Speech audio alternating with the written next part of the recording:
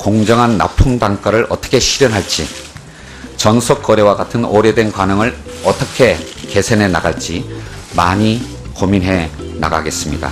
후보자님, 네, 지금 인사 말씀하시는 내용을 이렇게 제가 보니까 양이 너무 많습니다. 네, 알겠습니다. 조금 줄여주시기 바랍니다. 네. 후보자에 대한 그 참고인 조사 후에 이재용 부회장을 재소환을 했고요. 그리고 그 다음날 영장이 재청구됩니다. 이렇게 1차 영장 청구 그 기각 후에 공정위와 금융위에 대한 압수수색을 했고, 여기에서 확보된 증거가 주요하게 채택이 돼서 2월 17일 드디어 이재용 부회장의 구속영장이 발부가 됐고요. 이것이 바로 박근혜 대통령의 파면에 결정적인 근거가 된 것으로 알고 있습니다. 따라서 사실 이 잘못된 이 최순실 게이트를 바로잡고, 부정부패를 바로잡고 새로운 대한민국을 요구하고 있는 국민들의 마음에 가장 큰 결정적인 사실은 전환점을 마련하신 게 결국은 우리 후보자가 아닌가라는 생각으로 저는 개인적으로는 대단히 감사한 마음을 갖고 있습니다. 다만 여전히 사실은 부패한 방식에 의존해서 이 의존하려는 기업 집단 그리고 정치 세력이 존재하고, 이들이 후보자의 공정위원장이 되는 것을 격렬하게 반대하고 있습니다. 제가 20년 가까운 세월 동안 기업을 상대로 하는 시민운동을 해왔습니다. 그 20년 동안 저는 정말로 칼날 위에 서 있는 그런 긴장감을 가지고 살아왔습니다. 미국 기업 CEO의 추천, 어떻게 보면 이 양반이 스폰서 아닙니까? 스폰서.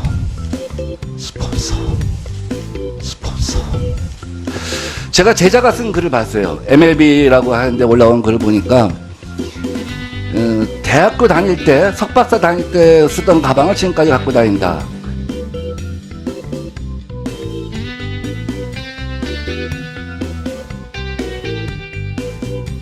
급여 총액의 25%를 넘을 때만 신용카드 공제가 적용이 되는데요.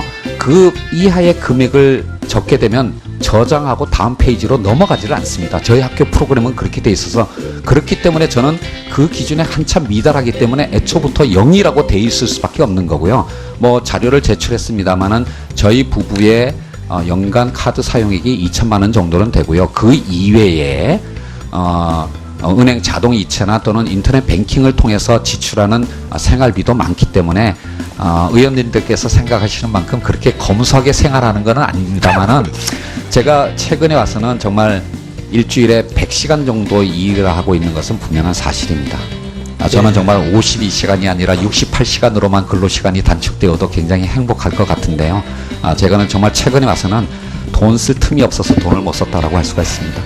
지금 현재 정해진 5분 기한 동안에 전문위원들이 핵심적인 부분에 관해서 짚고 또 거기에 대해서 의혹을 해소할 수 있도록 그렇게 운영되어져야 할 텐데, 지금 조금 우리 답변 질의하는 위원에 비해서 답변이 조금 더 길거나 아니면 좀 느슨해져 있는 이 부분은 조정을 한번 해주시는 게 어떻겠습니까? 그 회의 진행은 저희인데 좀 맡겨주시고요. 사실 국민이 후보자가 어떤 정책적 그 철학을 가지고 있는지에 대한 것도 알고 싶어 할 거고요. 또 의원들이 질의하는 그런 어떤 의혹 부분에 대해서도 국민들은 알고 싶어 할 수 있습니다. 그래서 그렇게 무리하지 않는 범위 내에서 제가 진행을 할 테니까 잘 좀 도와주시고요. 네, 구체적으로 어디까지 검토하시는 것인지를 한번 말씀해 주시기 바랍니다.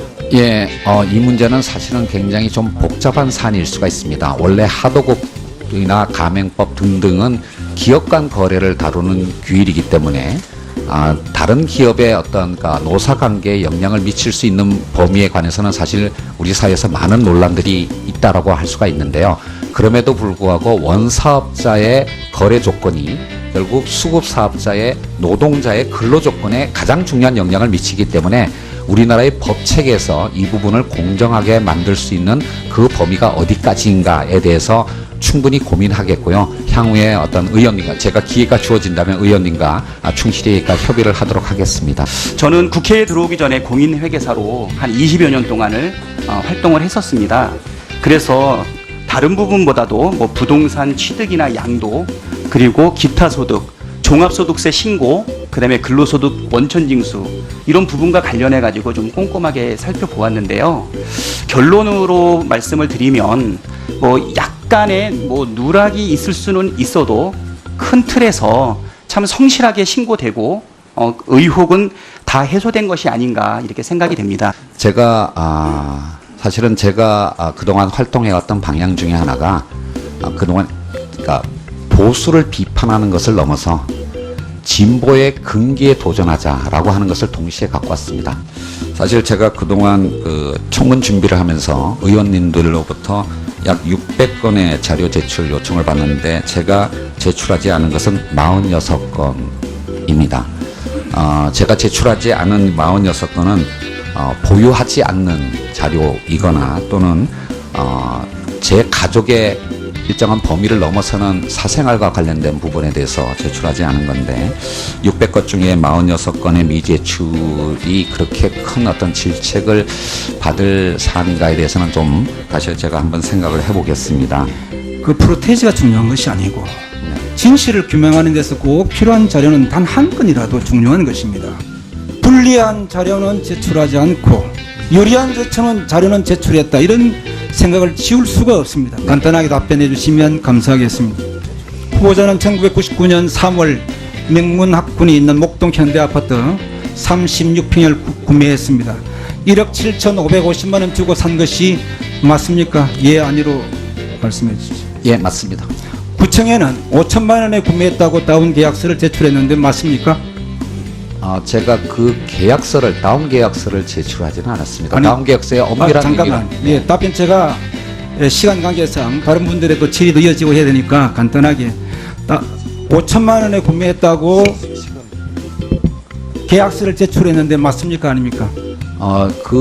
계약서는 공인중개사와 법무사에게 처리를 맡기는 것이 그 당시 관행이었다라고 알고 있습니다. 물론 이것이 지금 기준에서는 국민의 법과 행정에 맞지 않는 부분이 있다는 것에 대해서는 제가 송구스럽게 말씀드리지만 제가 그 표준가 시가에 의한 그 계약서를 제가 직접 제출하지는 않았습니다. 제가 지금 계약서가 맞느냐 안 맞느냐 이 부분을 질문했는데 우리 후보자님은 계속해서 시간을 끌고 있습니다. 어떻게 끊느냐, 그 당시에 관행이었다 아니다 이런 비연 설명을 해주시는데 제가 그 앞으로 계속 물을 겁니다. 그러니까 제 질문에 예 아니요로 답변할 수 있는 부분은 예 아니요로 답변하시고 의견을 물었을 때 그때 살을 붙여주시면 좋겠습니다. 그렇지만은 이런 여당 의원들의 옛날 야당식으로 이렇게 요구하는 건 너무 과도하니까, 그래서 제가 요구한 거는 최소한 지난 12월 31일자에 그 가지고 있는 계좌들의 내역과 최소한 잔고 정도는 내라. 그리고 또 최근 약 몇 년간에 있는 계좌 폐쇄된 통장을 좀 그 자료를 내라. 이건 합리적이고 아마 전해철 의원님도 그렇고 저도 그렇고 우리가 재산 공개할 때 다 하는 겁니다. 이건 절대 우리 후보자님께서 과도하거나 개인 신상에 관한 자료가 전혀 아니라고 생각합니다. 그리고 이렇게 이야기하는 이유는 제가 아침에도 이야기했지만은 지난 2월 달에 집중적으로 통장 6, 7개가 새롭게 개설됐고, 그리고 또 이번에 제출된 자료 안에 보면은 그 아파트 뭡니까 그 임대료하고 보증금 받는 그 통장이 없어져 버렸어요. 이게 왜 없어졌는지, 그것이 이제 가상 계좌와 직접 계좌 때문에 그랬는지 아니면 폐쇄됐는지 그걸 알 수가 없다는 겁니다. 그리고 또 아파트 계약을 할 때에 통장 그 우리 후보자님 이름으로 된 통장도 또 이번에 그 자료 제출한 자리에 없어졌어요. 그러면은 기존에 당연히 몇 년간 그 월세 받던 통장이 갑자기 번호가 없어졌으면은 합리적인 의심을 가질만 하지 않습니까? 그리고 또 아파트 계약할 때 통장에 있던 번호가 또 없어졌어요. 그것도 그럼 그게 어디 갔는지. 그래서 그거를 다 입출금 내역을 내라는 것도 아니고, 여당 의원들은 오히려 야당 의원들 하던 대로 그대로 그냥 통장 전체 입출금 통장 내라 그랬어요. 그러나 2017년에 우리 후보자 부인께서 임용 채용은 그 서울시 교육청 담당자로부터 듣더라도 원칙적으로 자격이 안 되는 것이었다. 계약 해지 사유에 해당된다라고 답변을 받았습니다. 그 다음 페이지 보십시오. 지금 그 우리가 그 채점표를 보면요, 50점 만점에 자기소개서 20점, 저기 나와 있는 자격 점수가 20점, 교육 경력이 10점입니다. 뭐 소개서 20점, 교육 경력 10점을 다 만점 준다고 하더라도 자격 점수는 저기 나와 있는 것처럼 딱 명확한 기준으로 구분이 되어 있거든요. 근데 부인께서는 초중등학교 2급 영어 종교사 자격증을 소지하신 분이 아닙니다. 역사 종교사를 소지하신 분이죠. 영어 모국어 국가 정교사 자격증 소지자가 아닙니다. 그러니까 20점을 받으실 수가 없습니다. 두 번째, 국내외 영어 관련 석사학위 소지자 아니십니다. 자격 점수 16점을 받으실 수가 없습니다. 마지막으로 토익 901점 받으신 전력이 없기 때문에 12점도 받으실 수가 없습니다. 뭐 900점이냐 901점이냐 뭐 한 점 차이로 봐준다고 하더라도 12점 이상은 받으실 수가 없는 분입니다. 명백하게 자격 점수는 0점을 받으실 수밖에 없는 분이셨습니다. 그 다음 페이지 보여드릴게요. 그 다음 페이지 보여주십시오. 저희가 자격 심사 평가표를 받았습니다. 부인 외에도 두 분이 함께 응모를 했습니다. 저기를 보면은 가운데 점수가 자격 점수입니다. 빨간 왼쪽에 있는 표를 보면 부인께서 20점을 받으셨습니다. 저건 빵점 처리돼야 되는 겁니다. 두 번째 가운데에도 20점 받으셨습니다. 그것도 빵점 처리입니다. 세 번째 평가자는 12점을 주셨는데 저것도 원래는 빵점인데 잘 받아서 12점이거든요. 저 세 분의 모든 점수를 다 더하면 부인께서는 64점, 그 다음에 신모 씨 124점, 임모 씨 118점, 부인께서는 3등에 해당됩니다. 그 두 분을 제치고 부인께서 취업을 하신 거예요. 그러시고는 5월 26일 날 사표를 제출하셨습니다. 별 무리 없다고 아까 말씀하셨는데, 그리고 5월 29일 날 사표가 수리됐거든요. 우리가 없다면 26일 날 사표를 왜 제출을 하셨습니까? 자, 지금 문재인 정부 촛불 시민 혁명으로 나라다운 나라, 공정하고 정의로운 나라를 만들겠다고 하셨습니다.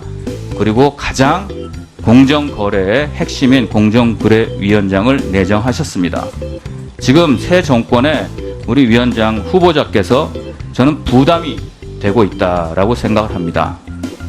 작년에 있었던 최순실 국정농단 사건, 정유라 사건이 무엇입니까? 정유라의 부정 입학 때문에 억울하게 피눈물 흘린 2명의 학생이 낙방했습니다. 그건 공정한 사회가 아니죠. 나라다운 나라라고 할 수 없습니다. 똑같은 사례가 이번 후보자의 부인 사례에서 나왔습니다. 이대 총장은 구속됐고 정유라는 체포돼서 지금 오늘 구속 적부심을 받고 있습니다. 법률적으로 업무 방해죄에 해당된다고 합니다. 이것에 대해서 우리 후보자님 어떻게 생각하십니까? 예, 의원님께서 질문하신 취지로 본다면 저런 어떤 잘못된 행정 처리에 관해서 제가 부당한 영향력을 행사한 것은 아닌가라고 아마 질문하신 것 같습니다. 제가 다시 한번 말씀드리지만 저는 지금까지 살아오면서 저런 지금 질문하신 그런 취지의 잘못된 행동을 한 적이 없습니다. 사실 제 처는 어디 밖에 나가서 남편이 김상조다라는 말도 못했습니다. 재벌 저격수라는 별명을 갖고 사는 그런 남편을 둔 아내가 어떻게 밖에 나가서 얘기를 할 수가 있었겠습니까? 정말로 요번에 아마 학교 선생님들 아마 다가 이번에 청문 자료를 준비하는 과정에서 제 처의 남편이 김상조라는 것을 알게 되었다라고 생각을 합니다.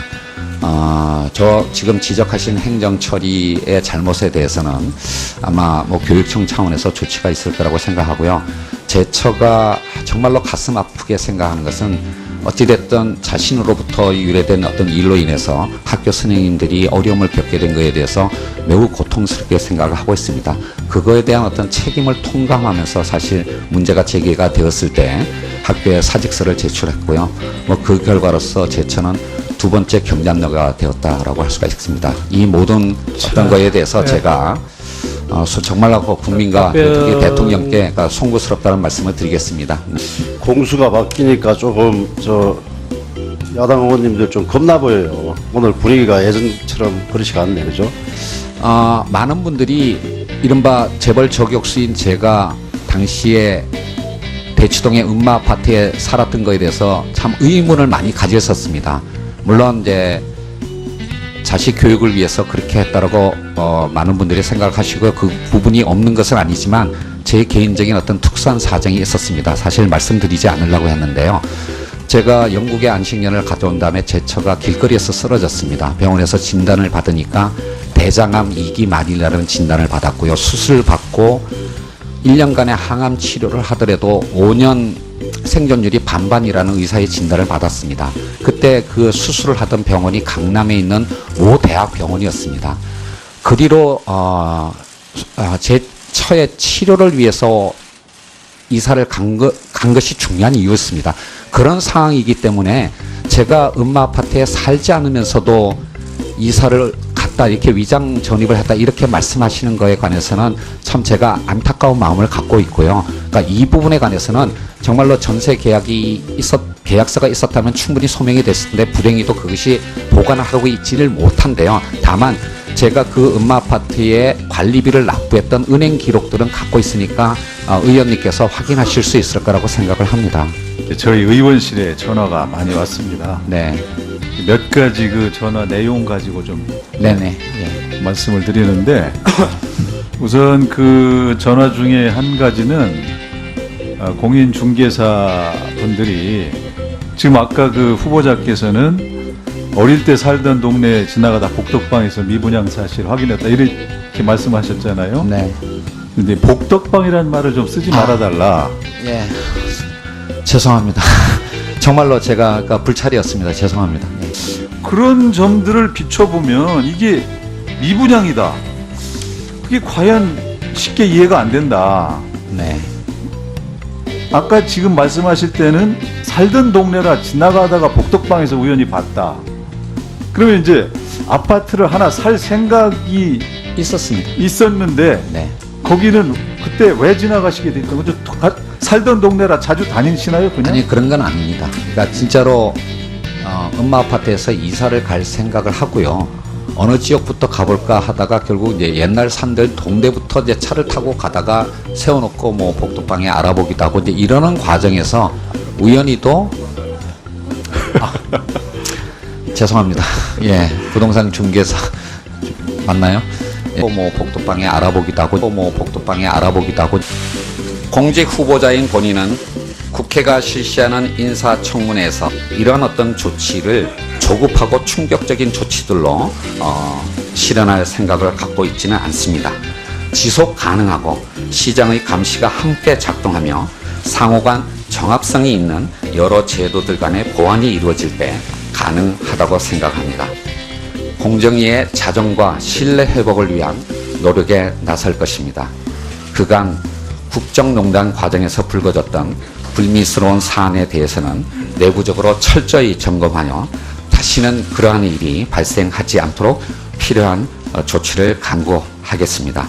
아울러 공정위에 신고를 해도 처리가 지연되고 무혐의 조치로 끝난 경우 하소연할 것이 없다는 국민들의 비판을 잘 알고 있습니다.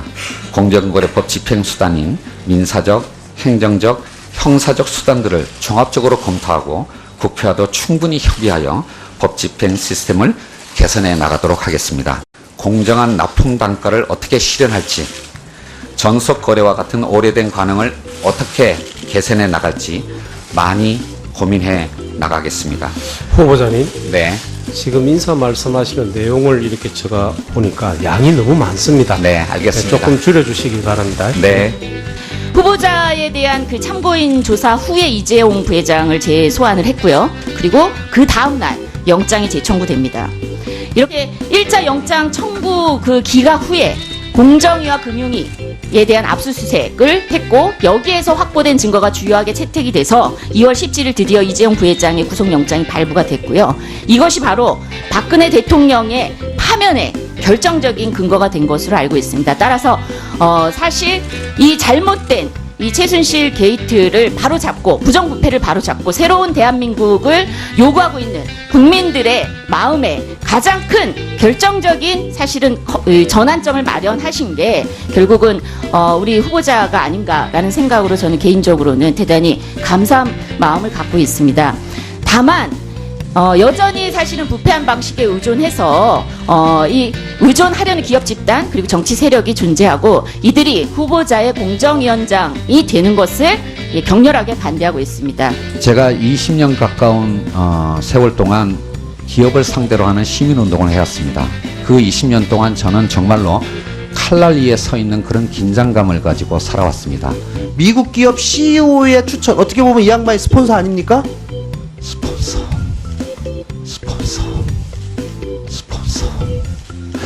제가 제자가 쓴 글을 봤어요. MLB라고 하는데 올라온 글을 보니까 대학교 다닐 때, 석박사 다닐 때 쓰던 가방을 지금까지 갖고 다닌다.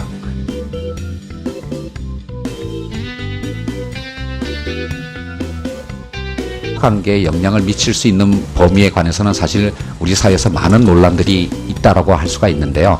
그럼에도 불구하고 원사업자의 거래 조건이 결국 수급사업자의 노동자의 근로 조건에 가장 중요한 영향을 미치기 때문에 우리나라의 법 체계에서 이 부분을 공정하게 만들 수 있는 그 범위가 어디까지인가에 대해서 충분히 고민하겠고요. 향후에 어떤 의원님과 제가 기회가 주어진다면 의원님과 충실히 협의를 하도록 하겠습니다. 저는 국회에 들어오기 전에 공인회계사로 한 20여 년 동안을 활동을 했었습니다. 그래서 다른 부분보다도 뭐 부동산 취득이나 양도, 그리고 기타 소득, 종합소득세 신고, 그다음에 근로소득 원천징수 이런 부분과 관련해 가지고 좀 꼼꼼하게 살펴보았는데요.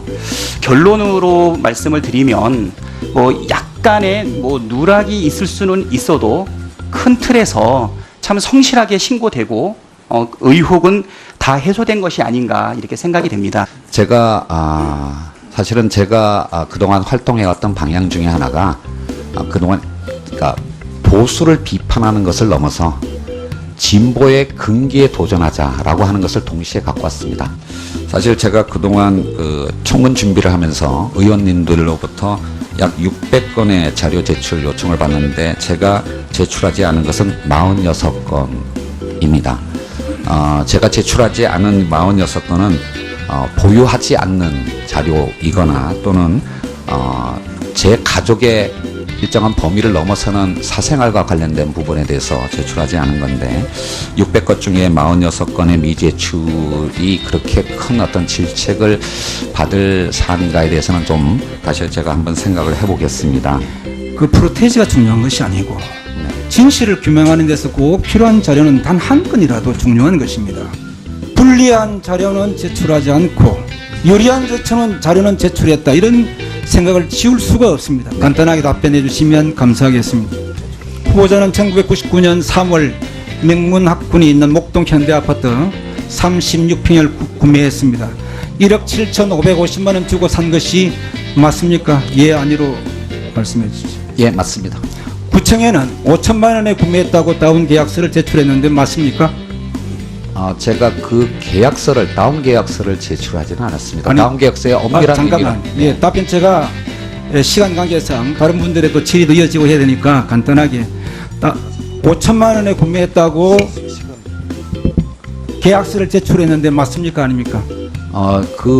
계약서는 공인중개사와 법무사에게 처리를 맡기는 것이 그 당시 관행이었다라고 알고 있습니다. 물론 이것이 지금 기준에서는 국민의 법강정에 맞지 않는 부분이 있다는 것에 대해서는 제가 송구스럽게 말씀드리지만 제가 그 표준가시가에 의한 그 계약서를 제가 직접 제출하지는 않았습니다. 제가 지금 계약서가 맞느냐 안 맞느냐 이 부분을 질문했는데 우리 후보자님은 계속해서 시간을 끌고 있습니다. 어떻게 끊느냐, 그 당시에 관행이었다 아니다 이런 비연 설명을 해주시는데 제가 그 앞으로 계속 물을 겁니다. 그러니까 제 질문에 예 아니요로 답변할 수 있는 부분은 예 아니요로 답변하시고 의견을 물었을 때 그때 살을 붙여주시면 좋겠습니다. 그렇지만은 이런 여당 의원들의 옛날 야당식으로 이렇게 요구하는 건 너무 과도하니까 그래서 제가 요구한 거는 최소한 지난 12월 31일자에 그 가지고 있는 계좌들의 내역과 최소한 잔고 정도는 내라.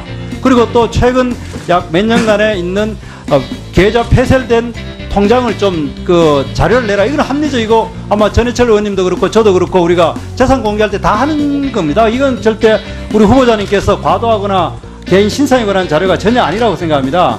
그리고 이렇게 이야기하는 이유는 제가 아침에도 이야기했지만은 지난 2월 달에 집중적으로 통장 6, 7개가 새롭게 개설됐고 그리고 또 이번에 제출된 자료 안에 보면은 그 아파트 뭡니까 그 임대료하고 보증금 받는 그 통장이 없어져 버렸어요. 이게 왜 없어졌는지, 그것이 이제 가상 계좌와 직접 계좌 때문에 그랬는지 아니면 폐쇄됐는지 그걸 알 수가 없다는 겁니다.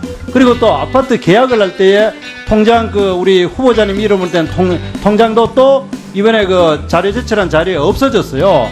그러면은 기존에 당연히 몇 년간 월세 받던 통장이 갑자기 번호가 없어졌으면은 합리적인 의심을 가질만 하지 않습니까? 그리고 또 아파트 계약할 때 통장에 있던 번호가 또 없어졌어요. 그것도 그럼 그게 어디 갔는지. 그래서 그거를 다 입출금 내역을 내라는 것도 아니고, 여당 의원들은 오히려 야당 의원들 하던 대로 그대로 그냥 통장 전체 입출금 통장 내라 그랬어요. 그러나 2017년에 우리 후보자 부인께서 임용 채용은 그 서울시 교육청 담당자로부터 듣더라도 원칙적으로 자격이 안 되는 것이었다. 계약 해지 사유에 해당된다라고 답변을 받았습니다. 그 다음 페이지 보시죠. 지금 우리가 채점표를 보면요, 50점 만점에 자기소개서 20점, 저기 나와 있는 자격 점수가 20점, 교육 경력이 10점입니다. 뭐 소개서 20점, 교육 경력 10점을 다 만점 준다고 하더라도 자격 점수는 저기 나와 있는 것처럼 딱 명확한 기준으로 구분이 되어 있거든요. 근데 부인께서는 초중등학교 2급 영어 정교사 자격증을 소지하신 분이 아닙니다. 역사 정교사를 소지하신 분이죠.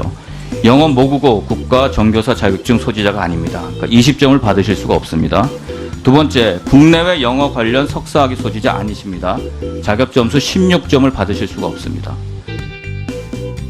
급여 총액의 25%를 넘을 때만 신용카드 공제가 적용이 되는데요.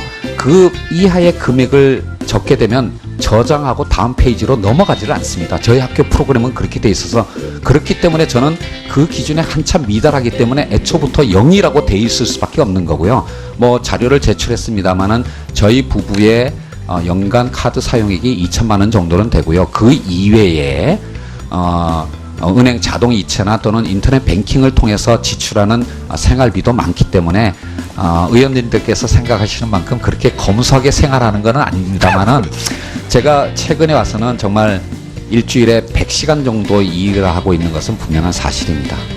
저는 정말 52시간이 아니라 68시간으로만 근로시간이 단축되어도 굉장히 행복할 것 같은데요. 제가는 정말 최근에 와서는 돈 쓸 틈이 없어서 돈을 못 썼다라고 할 수가 있습니다.